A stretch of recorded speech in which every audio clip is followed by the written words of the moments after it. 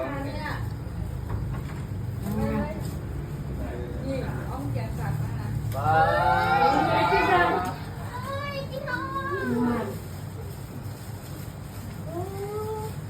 มาเราเห็นไอ้พี่ซันมันยิ้มหัวกูไปหาโรงนี่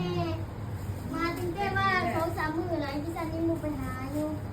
ไปบ่ได้มาลูกบ่มีไอ้พี่ซันกับน้องเฮามีมูบ่มีผู้ค้าเฮ็ดกินตำกินสมกินแซวกันไปก่อนก็มากันกินขอไอ้พี่ซันเนาะจากเรียนถ้ามาไปนี่เงาอยู่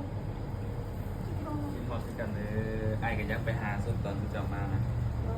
ไอ้ก็อยากไปหา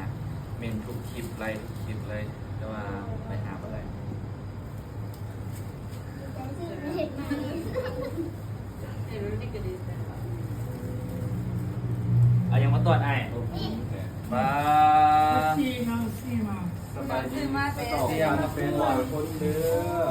ขอบใจอ้องขอบใจจันขอบใจเสียงเด้ออู้ แต่หักแท้กับ เขาแหละ ยังบ่ทันกินเลยอ่ะจะกินอะไรดี แล้ว เย็นยังกินเย็นไม่ได้ใครเลย สบายดี 3,000 คนเด้อ สบายดีสาม ใส่ วัน เงิน ค ด้วย